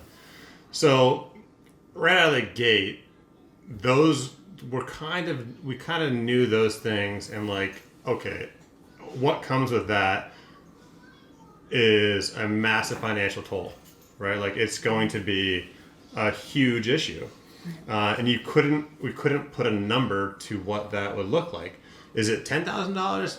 No, probably not. It's gonna be more than that. Is it gonna be 20, 30, 40, 100? What are we talking about? Is insurance going to cover all of this? At that time, we did not think insurance was going to cover all this. There was questions about you're going to an out-of-network hospital potentially to get this radiation. So it's you're right. There's a lot of unknowns. So we knew. I mean, there was no way Zoe wasn't going to get everything that she needed, right? That was obviously. So my brother, Axe and Sledge, and then you both are really I mean, you've got amazing friends, a ton of amazing friends. And once Zoe's story kind of got out there, Axe and Sledge said, we're going to make this shirt.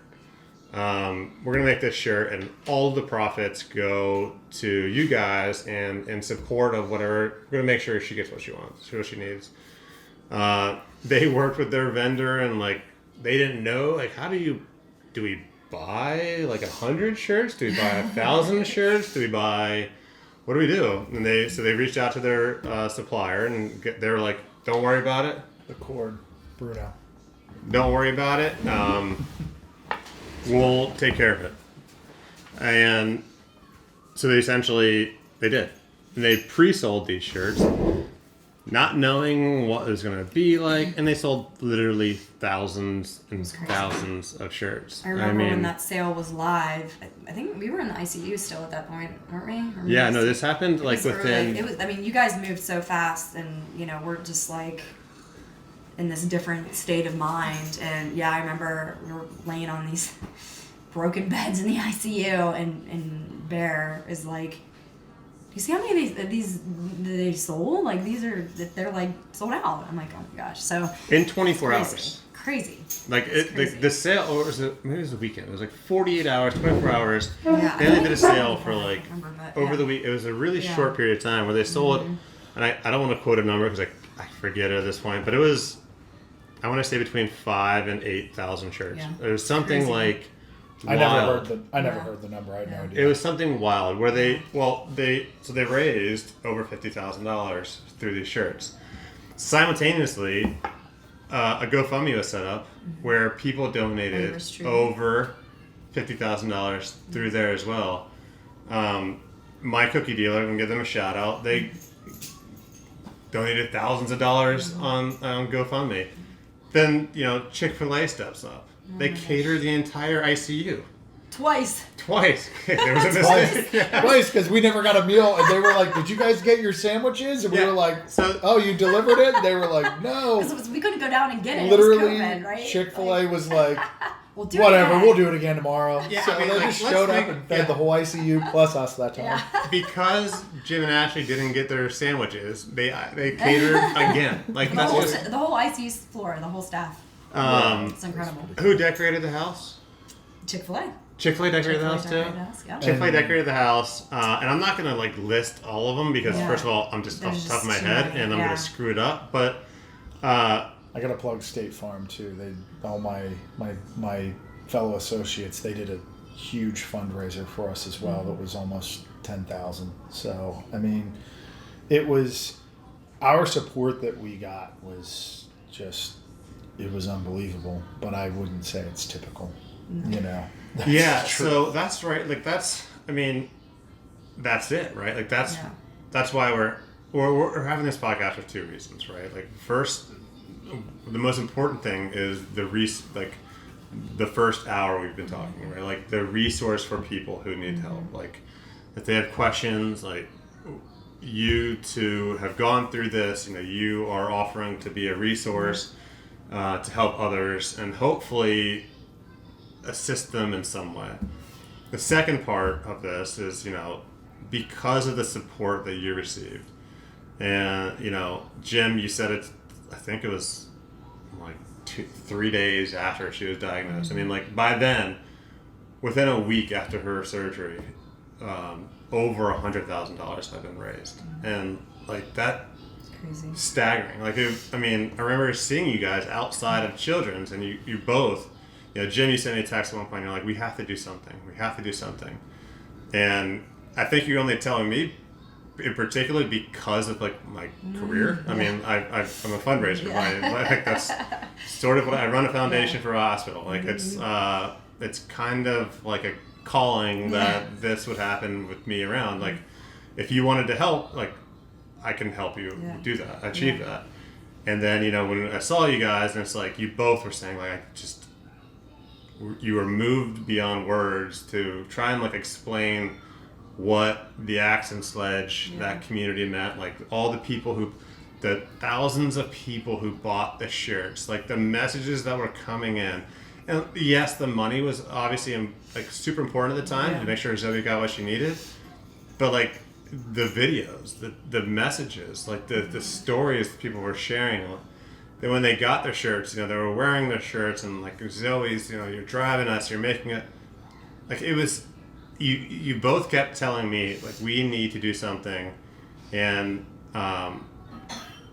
to provide those resources for other people, to provide the support, to help financially with these families when they're going through this, and they get more research, and that came from these shirts and like those people. So I want to make sure, when we're going to get into the foundation now that we're starting, that you guys have really thrust it into, but I want to make sure like people understand when they're listening to this, it's because of that support that this is originated. Like all the money that we're going to raise, all the resources we're going to provide, the research we're going to fund, all of that is because people bought a shirt, they sent messages of love and support. So all of this that we're doing comes from that. And I think, it's super important, and I hope people always understand whenever there's somebody in struggle, whenever there's somebody going through something like this, like a hug, a message, it means everything. Right. So I'm going to stop talking again. I've gone over my limit. So can the two of you explain, Soon I Will Run, what the mission is of the organization, and like what your vision is for it? So I'll start, I guess, with the backstory of why we came up with the Soon I Will Run name, and then I think we could get more into. For sure. I think there are so many pivotal moments that we experienced, in the time leading up to the ICU care, the CHRU care, the chemo, all the interactions at Children's Hospital, and all the interactions that we had at Cincinnati Children's Hospital. So many different pivotal moments, but one that stands out in our mind the most is really when we were at CHRU, and she's getting all of these therapies on a daily basis, and we're trying to get her to be able to stand under her own on her own. We're trying to get her to ultimately get back to that, she's able to walk, right? So she's just learning to talk again. Like not really talking in phrases, words here and there. So one of our early PT angels, she's in a PT session, and she's starting to take. She was on FaceTime. Zoe was on FaceTime with Mimi. My mom and Dad. And she was talking to about the PT session. She was talking about the PT session. She was talking about the PT session, where she had taken a couple of her first steps, and we're talking to Mimi and filling her in on the good news and all the progress that she's making, and Zoe turns around in her really breathy, low voice that she has at that point, and she says, we're like, we're so excited, you're walking again. She goes, soon I will run, and the tears, just coming out of that, like, what a freaking warrior she is, that, she is, 3 years old, and she has this confidence to say, you know what, I'm getting back there. I'm going to run, Soon I will run. So we just thought it was a really appropriate name for, what we want to do. I'll let you talk to the purpose. So we named the foundation that, right? So Soon I Will Run. And it was just I think Zoe in herself has been inspiring to so many of us, and in that moment, an incredible inspiration. And I think the hope is that we can continue to inspire support for the pediatric brain cancer community, for parents who are going through this with their kids, for the kids themselves, for kids who have posterior fossa syndrome and are struggling with that. We want to help with healthcare. We want to be able to help with driving any kind of financial support if we can for families. We want to also be able to,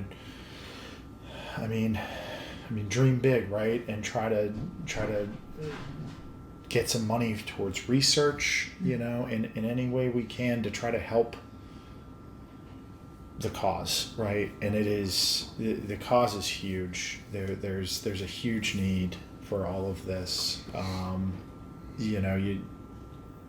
If you heard the whole story here, obviously, you know how impactful it can be on just one family.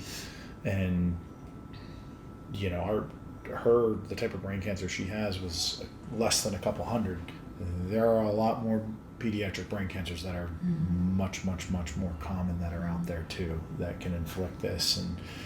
And this same posterior fossa syndrome, it's not just a ependymoma. So posterior fossa is actually probably more prevalent than ependymoma itself, which is a crazy thing. But that needs more research. We need to figure more out there, and I think, and the families need support. And I think for all the support and all the love and everything that we were blessed with, we want to give back. And I think, this is one big way that I think we can give back, and we hope that we can continue to inspire people to support. And I think there's to support this cause. Yeah, and I think there's that future component where we want to, hopefully other people won't have to go through this, because there's going to be all this research and it's going to be a very standard protocol. This is what you need to do, and this is going to be successful because X, Y, Z. So there's that future component, but then also we need to take care of the folks that are dealing with this presently, day in and day out. And the newly diagnosed and the recently diagnosed and the people that have been battling this and now they have a reoccurrence 5 years later. We need to take care of those people too, and there's just a lot of different areas that we want to help. Yeah, so I think on the website I'm going to add a page that says Ask Jim and Ashley. Instead of contact us, it's be going kind. to be Ask Jim and Ashley. So anybody who's got a question of they want to, how did you handle this? Ask Jim and Ashley related to the topic, not right. What's your favorite food? Yeah. Not stupid questions, but cake. Yeah. Don't put your So all right. So here's. The website is soonIwillrun.com. We've been creating this now for I think 6 months or something. It's been a process, get it set up, but super excited. soonIwillrun.com. It is not technically a 501c3 nonprofit yet, so that means we'll be filing for that very soon, but if you make a donation, we're not even asking for donations at this point because you don't get a write-off. We will down the road. But what we are asking for you to do is go to the website, soonIwillrun.com. You can't screw it up. There's shirts for sale. They're pre-sale. So I think we're closing it in a week, maybe 2 weeks, depending on how many orders we get. So there's pre-sale for the shirt, and then on June 25th is our first event. It's a golf outing. It'll be at Grandview here in Pittsburgh. So sponsors, giveaways, whatever it may be, you can register on the website. If you want to give something, donate something to it, hit us up. The contact information is on the website. If you want to make a donation, and you don't care about the write-offs, whatever it may be, hit us up too. Obviously, the more the better. The organization is a nonprofit. It's a registered nonprofit. There's a board. We will be fully transparent on all the expenses, above and beyond what you are required to do. There will be an annual report. We'll publish all that. There are no employees. We're not getting paid. We're not making a dime off this. This is not the motive at all. It is genuinely to give back. So it's actually in our bylaws. We cannot. Yes. Yeah. I was going to say. So we actually. we cannot make money off of this. So this is us giving up our time and to try to inspire whatever we can. Yeah, and we're going to raise a lot of money. We're gonna raise. When Jim and Ashley they told me their first goals, I'm like, no. That's not a goal that we can even consider. Yeah, if we don't give away $100,000 this year, I'll be really disappointed, and I'm sure we will. And we're gonna fund a lot of research. We're gonna do everything that you both want. We're gonna achieve what you both want to achieve, and I'm sure of that. Because we're going to do it, and we're going to put the work in to do it, and more so because of the community of support that's out there, and just how damn important this issue is. The thousands of people who bought the initial shirt. This isn't through Action Sledge. This is through the nonprofit. So I just want to be clear with that. But I mean, all those people, they bought those shirts because they care about the both of you. And they care about Zoe, but I think they understand the importance of the cause. A child, a 3-year-old little girl should never have to deal with that. And to have so many questions in that moment isn't right. And it's not, and I don't mean that as an attack on anybody. I don't mean that as like, well, damn it, like, healthcare, they should be doing more. Like, no, it's just the funding isn't there for the research. The volume of cases isn't there to research. And, you know, the families who are going to go through it, they're not ready for that. Like, they have a young, healthy little child. And financially, they're just not ready for that. And when they need the money, and when they're going to their recovery unit, whatever it may be, we will be there for them. Absolutely. Yeah, I mean, I think we just want to, we want to be able to support folks through this and leave everything better than what we had, than what we had. And we have every reason to be thankful for the experience, and all the support we had. But as I've said numerous times, that's not typical, right? And there are families that don't get that support, and there are folks that need it, and there's research that's incomplete, and we want to contribute in any way we can to help. So I think you said it as good as you can. I mean, I don't know how else to say it, but I think I can't emphasize how important I think this is to us, and how passionate we are, and how much I can't put myself in every person's shoes that goes through this, because like I've said before, I think this is unique, and everybody's path is unique, and I think the experiences we all have with this are unique to each family, and there are differences, but there are struggles that I think are common, and I think we understand that, and I think that's part of why I feel we're geared to be able to really do a good job with this and help. So, well, I'll tell you what, I mean, obviously Zoe's my niece, and I love her to death, and I would do anything for her, but Did you buy her a horse, I think? You said you were going to buy a horse. Pony?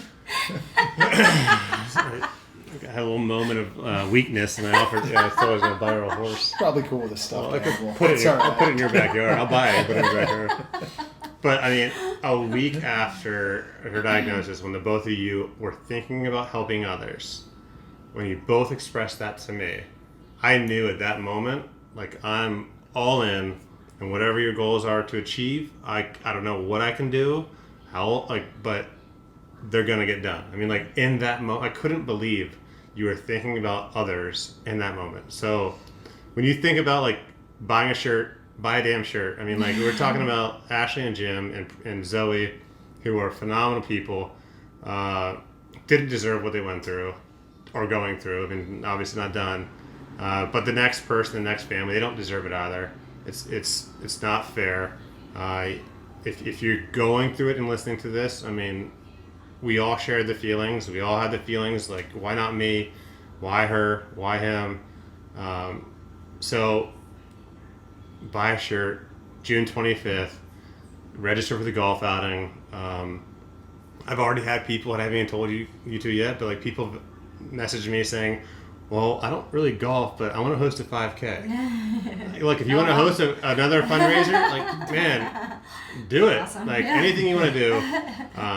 The money's obviously, it's going to go to a good cause, and we'll show where it goes and how it supports. So I'm done. Anything, I'll let you guys. Yeah, no, I thank you for this platform, being able to kind of, and thank you all for listening to our story. I know we can be long-winded at times, but we thank you for sitting through it. It's we're excited to be able to have the opportunity and be in this fortunate position where we have access to somebody that knows so much about this and is able to help us so that we can, ultimately help more people.